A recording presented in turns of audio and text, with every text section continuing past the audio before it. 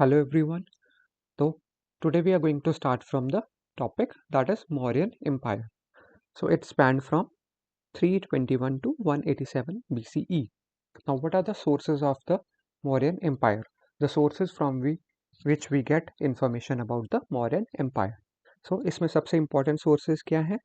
The first one is अर्थशास्त्र by Vishnugupta, Kautilya और Chanakya. So these are the same name, same persons. Chanakya and Kautilya are the same persons.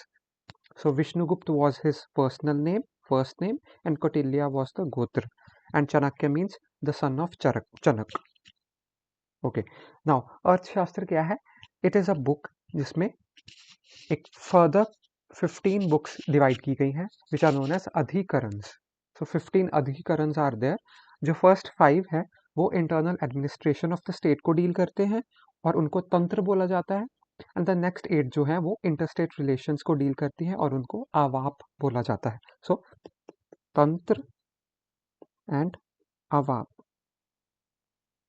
And the rest जो miscellaneous topics हैं वो बाकी सारे parts में दिए गए हैं. Now it is not a description of the particularly the Mauryan Empire. Rather, it is a theoretical work on statecraft. So, Arthashastra is considered as a theoretical work on statecraft. So, it is considered as a book of statecraft rather than a particular description of the Mauryan Empire.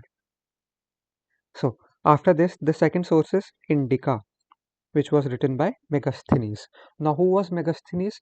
Megasthenes was the ambassador of Seleucus Nicator, and Seleucus Nicator was one of the commanders of Alexander. So, अभी हमने पढ़ा था कि जब foreign invasion हुए, Greek invasion हुए, तो Alexander और उसकी आर्मी आई. उसकी आर्मी में एक कमांडर था सेलिकस निकेटर और उसका जो एम्बेसडर था वो मेगास्थनीज था.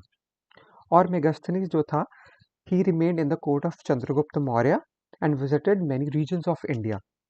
ओके, सो उसकी डिस्क्रिप्शन उन्होंने अपने इंडिका बुक में लिखी थी. बट क्या हुआ कि ओवर द टाइम उनकी जो काफ़ी सारी these descriptions were lost over the time. But जो कुछ ग्रीक राइटर्स थे लाइक स्ट्रैबो, प्लाइनी, अरियाना, तो इन्होंने क्या किया, इंडिका को रेफरेंस मान के इंडिया के बारे में इन्होंने काफ़ी कुछ उसमें लिखा था. फॉर एग्जांपल उन बुक्स में इन जो रूलर्स थे इनके भी नाम चेंज किए गए थे. सपोज चंद्रगुप्त को उन्होंने सैंड्रोकूट्स लिखा था और बिंदुसार को उन्होंने एमित्रोक्रेट्स लिखा था और पाटलिपुत्र को इन्होंने पलिम्बोत्रा लिखा था. तो ऐसे कुछ इन्होंने अपने नाम जो थे वो चेंज किए गए थे because these were the Greek versions. So उन्होंने अपने अकॉर्डिंगली थोड़ी मॉडिफिकेशंस की थी. बट मेन सोर्स हम लोग इंडिका को मानते हैं और अर्थशास्त्र को मानते हैं. और तीसरा जो सबसे बड़ा सोर्स है दैट इज अशोकन इंस्क्रिप्शंस और अशोकन रॉक एडिक्ट्स. तो हमें 14 मेजर रॉक एडिक्ट्स मिलते हैं. रॉक एडिक्ट्स क्या है? एक बड़े से रॉक पे कुछ लिखा हुआ है पर्टिकुलर लैंग्वेज में, स्क्रिप्ट में. सो दीज आर द, और ये अशोका द्वारा लिखे गए थे.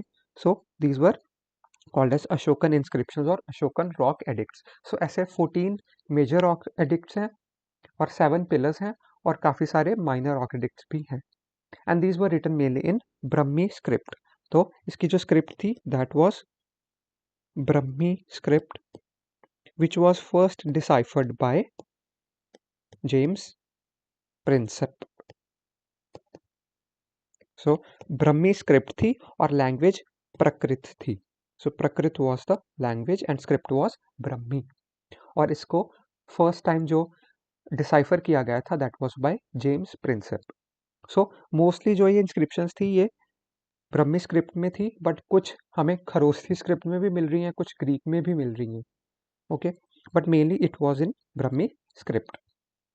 और कुछ ऐसी जो इंस्क्रिप्शंस हैं इनमें जो अशोक का नाम है कहीं पे देवम पिया लिखा है, कहीं पे पियदासी लिखा है, कहीं पे रान्यो अशोक लिखा है. तो ऐसे अलग अलग नामों से ये इंस्क्रिप्शंस पे अशोक को रेफर किया गया है.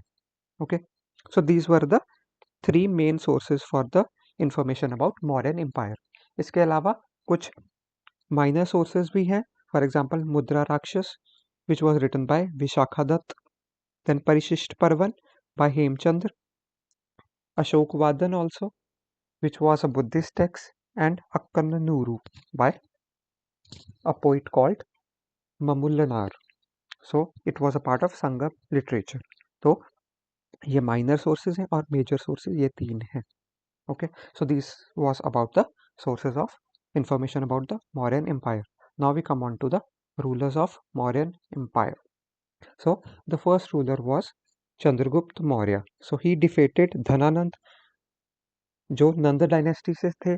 तो he defeated Dhananand with the help of Kautilya and established the Mauryan dynasty. So Mauryan dynasty was established by Chandragupta Maurya in 321 BCE.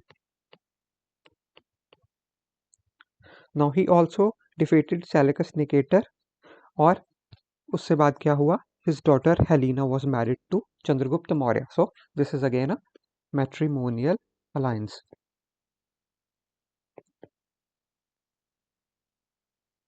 So Chandragupta Maurya was married to the daughter of Seleucus Nicator.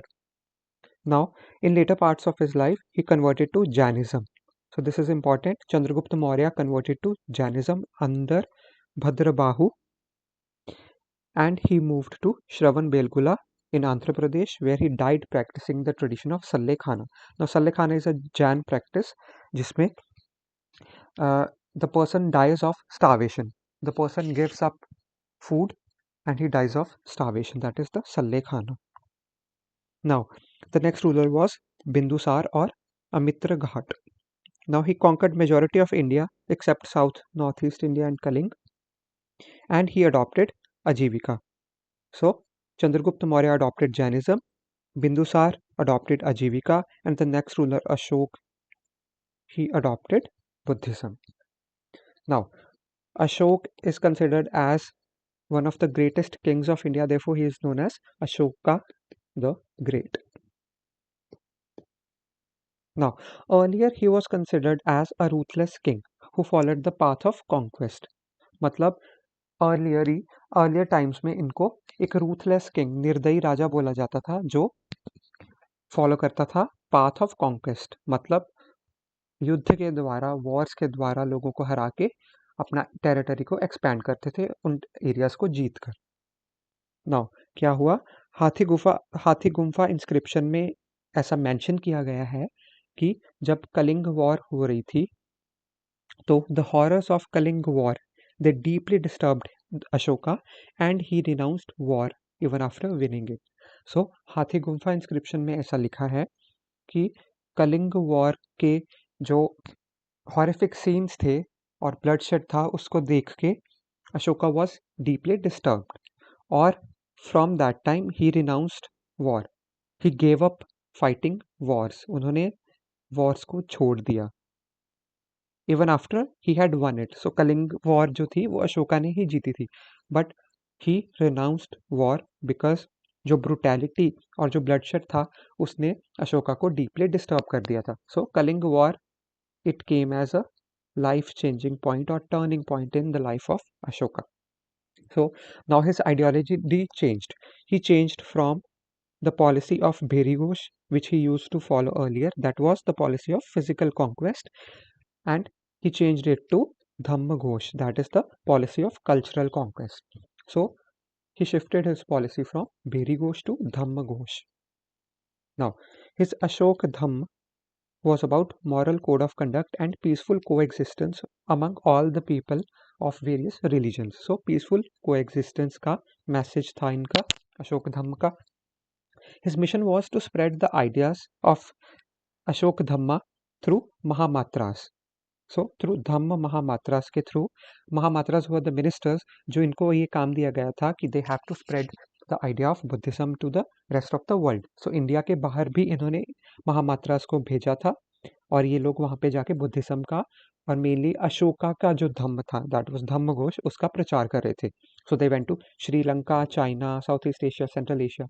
So because of these regions जो Buddhism है, although it originated in India, but it spread to these parts of the country of the world as well, और यहाँ पे भी आज भी हमें Buddhism देखने को मिलता है. And now he organized the third Buddhist council at Patliputra. So this is an important point. So first, second, and now this one is third Buddhist council, which was convened by Ashoka at Patliputra. Now the might of Mauryas, it declined after the death of Ashoka. So Ashoka was considered as the greatest king of the Mauryan Empire, and after his death, the might of the Mauryan kingdom, it declined. So if we see, so this map, so this blue part is the territory of Mauryan Empire under Ashoka. So almost entire of India, Pakistan and Afghanistan were under his control, except the parts of south and northeast.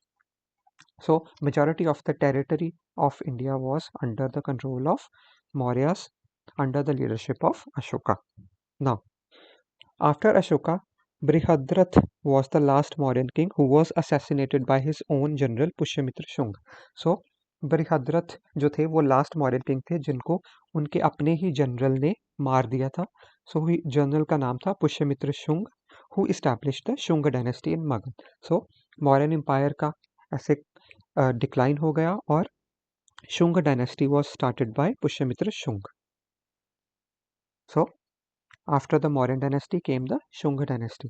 But उससे पहले हम लोग Mauryan empire की society, polity and administration के बारे में जानेंगे. तो now coming on to the society part. Now in the society part, Varna system was integral part of the society. So Varna system was deeply ingrained in the society during the Mauryan Empire. Now Arthashastra talks about dasas and dasis, matlab slaves, and the treatment of female and male slaves. So अर्थशास्त्र में ये सब लिखा गया है जिसमें mention किया गया है about dasas and dasis who were the slaves और उनके साथ कैसा ट्रीटमेंट करना है. और उस टाइम पे untouchability was prevalent in the society. एक और पॉइंट है कि उस टाइम पे जो पॉटरी मिलती है that was northern black polished where pottery उस टाइम पे जो अबंडेंटली हमें मिली थी, और उसके साथ साथ में painted grey ware pottery was also found.